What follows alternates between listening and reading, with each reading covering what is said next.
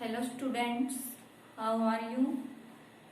हमारे lesson 6 complete हो चुके हैं। आज हम लेसन 7 करेंगे। लेसन 7 है हमारा क्या निराश हुआ जाए। इसके लेखक हैं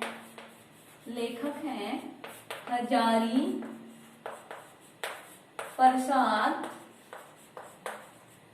द्विवेदी।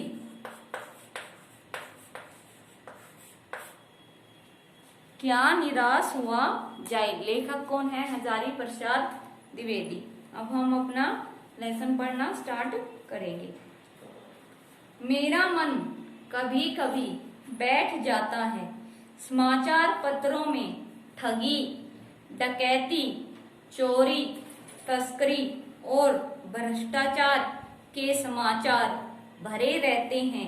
आरोप प्रत्यारोप का कुछ ऐसा वातावरण बन गया है, लगता है देश में कोई ईमानदार ही नहीं रह गया। हर व्यक्ति संदेह की दृष्टि से देखा जाता है। जो जितने ऊंचे पद पर है उसमें उतने ही दोष दिखाई देते हैं। कवि क्या कह रहे हैं? आधुनिक जो हमारा युग है उसमें क्या कह रहे हैं कि उसमें चोरी, डकैती, भ्रष्टाचार की ये बहुत ज्यादा बढ़ गया है। 100 में से कोई एक आदमी ही यहाँ पर अब ईमानदार मिलता है। यह वातावरण देखकर लेखक बहुत ही उदास हो जाता है। एक बहुत बड़े आदमी ने मुझसे एक बार कहा था कि इस समय सुखी वही है जो कुछ नहीं करता। जो कुछ भी करेगा उसमें लोग दोष खोजने लगेंगे, उसके सारे गुण भुला दिए जाएंगे और दोषों को बढ़ा चढ़ाकर दिखाया जाने लगेगा। दोष किसमें नहीं होते, यही कारण है कि हर आदमी दोषी अधिक दिख रहा है। गुणी कमियां बिल्कुल ही नहीं। स्थिति अगर ऐसी है तो निश्चय ही चिंता का विषय है। अब लेखक क्या कह रहे हैं कि आजकल हर व्यक्ति एक दूसरे में दोष ही ढूंढने में लगा रहता है। वह केवल दूसरे व्यक्तियों के दोष देखता है, गुण नहीं देखता। क्या यही भारतवर्ष है जिसका सपना तिलक और गांधी ने देखा था? रविंद्रनाथ ठाकुर और मदन मोहन मालवीय का महान संस्कृति सभ्य भारतवर्ष किस अतीत के गहर में डूब गया? आर्य और द्रविड़, हिंदू और मुसलमान, यूरोपीय और भारतीय आदर्शों की मिलन भूमि मानव महासमुद्र क्या सूख ही गया? मेरा मन कहता है ऐसा हो नहीं सकता। हमारे महान मनुष्यों के सपनों का भारत है और रहेगा। अभी क्या कह रहा है कि लेखक जो हमारे पूर्वज थे जैसे गांधी जी, तिलक जी, क्या उन्होंने ऐसे ही भारतवर्ष की कामना की थी? नहीं, उन्होंने ऐसे भारतवर्ष की कामना नहीं की थी। क्या हमारा देश इस बुराई के रास्ते पर बढ़ता जा रहा है? मेरा मन कह रहा है नहीं, कहीं भी अब उम्मीद बाकी है।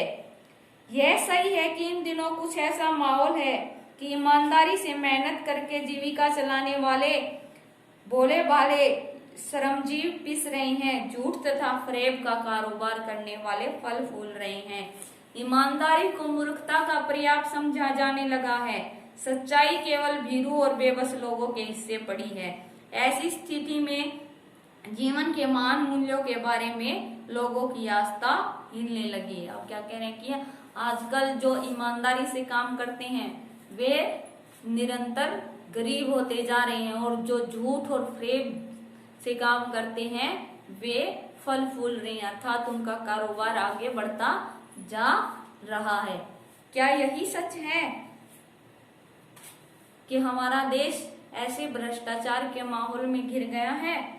अभी क्या कह रहे हैं कि आज तो जो लोग ईमानदार और सच्चाई के रास्ते पर चलता है लोग उसे क्या कहते हैं? भीरू।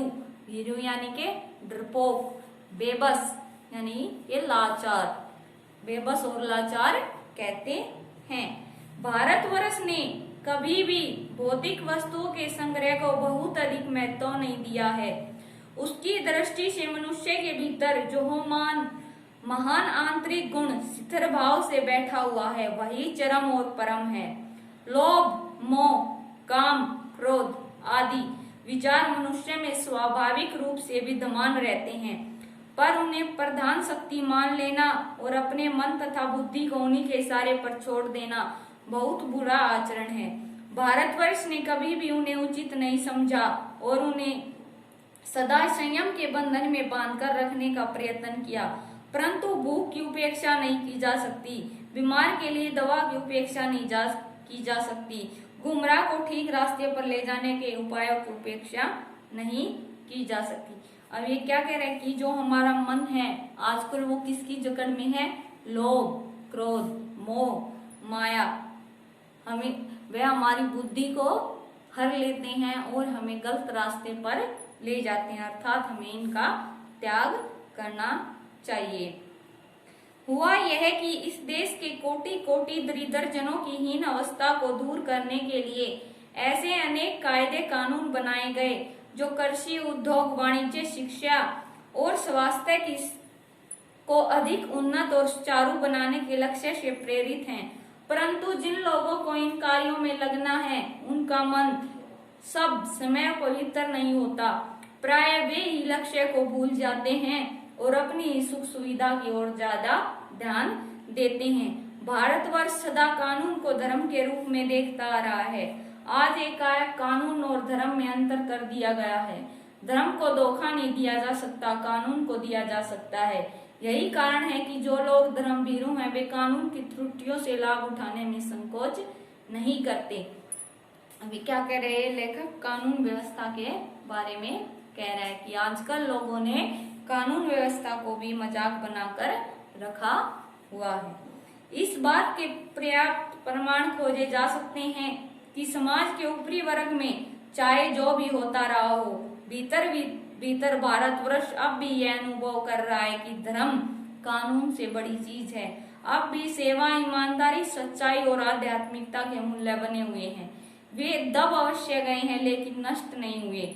आज भी वह मनुष्य से प्रेम करता है, महिलाओं का सम्मान करता है, झूठ और चोरी को गलत समझता है, दूसरों को पीड़ा पहुंचाने को पाप समझता है। हर आदमी अपने व्यक्तिगत जीवन में इस बात का अनुभव करता है। समाचार पत्रों में जो भ्रष्टाचार के प्रति इतना आक्रोश है वह यही साबित करता है कि हम ऐसी चीजों को गलत समझते हैं और समाज में उन तत्वों की प्रतिष्ठा कम करना चाहते हैं जो गलत तरीके से धन या मान का संग्रह करते हैं। अब क्या कह रहे कि क्या हमारे देश में हर लोग भ्रष्टाचार और बेईमानी की गिरफ्त में है? कि कुछ लोग ऐसे भी हैं जो इनके खिलाफ हैं और इनको खत्म करना चाहते हैं। दोषों का पर्दाफाश करना बुरी बात नहीं है।